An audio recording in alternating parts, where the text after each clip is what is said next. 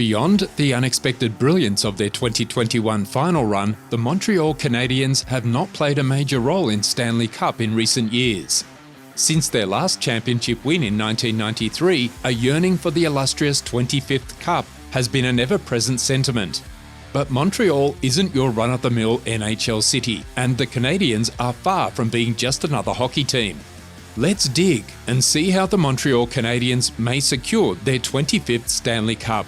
The Montreal Canadiens is the oldest and storied NHL franchise, tracing its roots back to 1909. As an NHL founding member and part of the legendary Original Six, the Canadiens clinched 24 Stanley Cups between 1916 and 1993. They also hold the records for the most finals appearances, 33, and most consecutive Stanley Cup victories, clinching 5 titles from 1956 to 1960. The golden era of the Canadiens from 1950 to 1979 was an era of unprecedented dominance, with 21 final appearances in 29 years and 16 Stanley Cup victories. Montreal became a cradle of hockey talent, nurturing stars like Jacques Plante, Maurice "Rocket" Richard, Georges Vezina, Guy Lafleur, and Patrick Roy. Notably, today's trophies for the best goal scorer and best goalkeeper are named after Richard and Vezina. Goalie Plante ignited a revolution in the sport when he donned a protective mask in 1959, a first in hockey history. Thus, the Habs, short for Les Habitants, the term for the first French settlers in North America, has a legacy that outshines the other 32 NHL franchises. Contrary to some beliefs, the H in the middle of their emblem doesn't stand for Habs or Habitants, but simply for hockey. The Canadiens maintain fiery rivalries with the original 6 teams, especially the Boston Bruins and Toronto Maple Leafs, leading to numerous intense playoff showdowns. However, their relationship with the geographically closer Ottawa Senators resembles sibling rivalry. Despite Ottawa being Quebec's neighbour, separated from Quebec's third largest city, Gatineau, only by a river, their encounters often have more Canadiens supporters at Senators' home games due to the short commute, bringing a home game atmosphere for the Canadiens. Since 1996, the Canadiens have called Centre Bell home. It's the largest NHL arena with a capacity of 21,100 and is considered the sacred ground of hockey.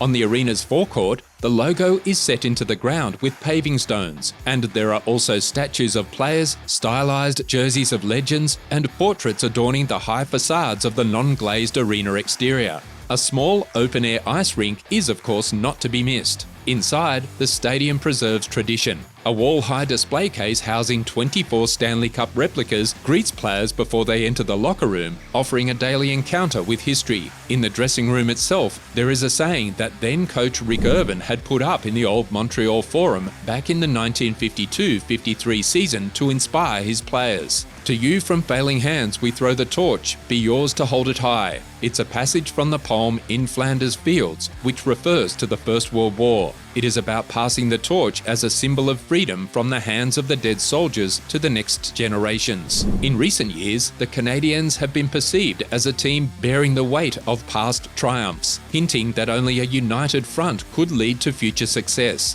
Game days at Centre Bell unleash a unique atmosphere, unlike any other NHL venue. Unlike most NHL fans who cheer only during pauses, Canadiens supporters express their ardor consistently, chanting, cheering, or expressing discontent over contentious referee calls and penalties. The anticipation swells audibly when a goal seems imminent or during a riveting check. When a goal is scored, the arena erupts in deafening cheer, with fans standing en masse pounding on the plexiglass barriers in celebration. The cacophonous goal siren pierces through the emotions, while nervous murmurs and whistles fill the air after goals. The fanbase, proud, ecstatic, impatient, and occasionally passionate, isn't shy about expressing displeasure, sometimes by discarding their jerseys onto the ice or symbolically donning a bag over their heads. The distinctive design of the arena, with its high, steep, low tier that accommodates a large crowd, gives the impression of an immense funnel, enhancing the resonance of emotional outbursts. The entertainment program is delivered in French,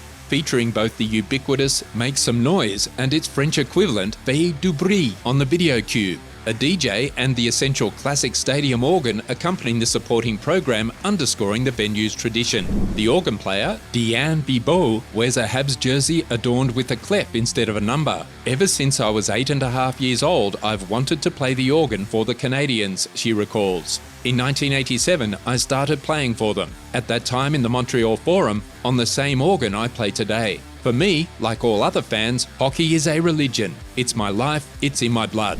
The significance of hockey to Montreal's people is evident even during the warm-up. Fans hold up signs expressing their club love or requesting a puck or a stick. Some signs indicate the distance travelled to watch the Canadiens play. The players reciprocate this affection. The 2022-23 season strained the patience of the Canadiens fans as the team failed to reach the Stanley Cup playoffs for the second consecutive year. Just 2 years prior, in the 2021 playoffs, they had made it to the Stanley Cup final, sparking a sense of nostalgia among fans and harking back to their days of glory. In the first round, despite trailing 1-3 in the series, they managed to outplay their long-standing rivals, the Toronto Maple Leafs, winning 4-3. With the least points of all the teams qualified for the regular season, the underdogs rode this wave of momentum. They swept the Winnipeg Jets 4-0 and overcame the Vegas Golden Knights 4-2. Everything was falling into place for their 25th title. The headlines were ablaze with tales of the lucky red suit donned by former general manager Marc Bergevin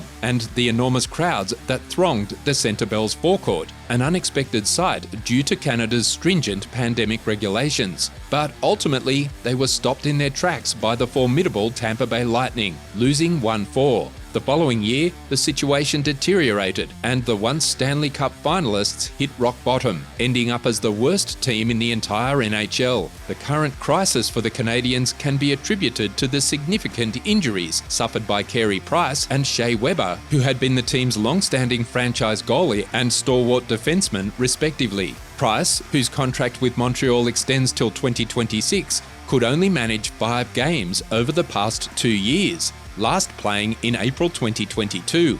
Weber's career is likely over, even though he was officially transferred to the Arizona Coyotes. Montreal lost not only key players, but also crucial locker room leaders. Several other significant players like Philip Danault, Corey Perry, Jesperi Kotkaniemi, Tyler Toffoli, Arturi Lekkonen and Jeff Petrie departed over the past 3 years. This created a void of experienced players for the young Canadiens to lean on. The 2022-23 season was further marred by injury woes, with 12 players suffering severe injuries that ended their seasons. These included Price, knee, defenseman Caden Gooley, ankle, David Savard, knee, Albert Jacquet, shoulder, and forwards Josh Anderson, ankle, Alex Belzile, broken leg, Paul Byron, hip, Cole Caulfield, shoulder, Kirby Duck, lower body, Christian Dvorak, knee, Sean Monahan, groin, and Juraj Slavkovsky, lower body. The Canadiens ended the season with a 31-45-6 record, making them the second worst team in the Eastern Conference and the 5th worst in the entire NHL.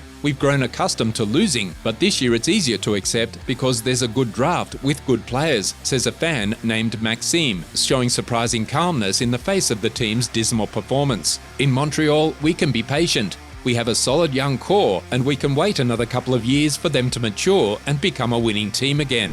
Over the past 4 years, the Canadiens have utilised 5 first-round draft picks to bring a wealth of talent into the organisation. This includes Caulfield, 15th overall in 2019, Gooley, 16th overall in 2020, Mailloux, 31st overall in 2021, Slavkovsky, 1st overall in 2022, and Mesha, 26th overall in 2022. Additional talents secured in later drafts, such as Beck, Hudson, Rohrer, Engstrom, Kidney, Karpanen, Tuck, and Mishak also show promising futures. During the 2022-23 regular season, several players under 23 have been clocking valuable NHL playing time. This includes Slavkovsky, 18, Gooley, 21, Caulfield, 22, goaltender Primo, 23, defenseman Barron, 21, Norlinder, 21, Harris, 22, Jacquet, 22, and forwards Beck, 19, Farrell, 21, Dark, 22, Ulonen, 23, as well as young captain Suzuki, 23. Despite the lackluster performance in the 2022-23 season, these players continue to excite the fan base and offer hope for a new era. This new team of youngsters being formed has left many fans confident that their team will make a comeback. Our players are still young, so give them a chance. I'm patient and I carry them in my heart even if they lose. It's like you have kids. Even if they do things wrong, they continue to get a chance, right? We're working hard and we can really be very dangerous again in 2 years, said Deanne Bibeau. So what do you think? How soon will the Montreal Canadiens secure their 25th Stanley Cup? Let us know in the comment section. Also, subscribe to the channel and follow us on other social platforms using links in the description box. Also, catch our other videos being shown on the next screen. Until the next one, keep the skate sharp and rolling.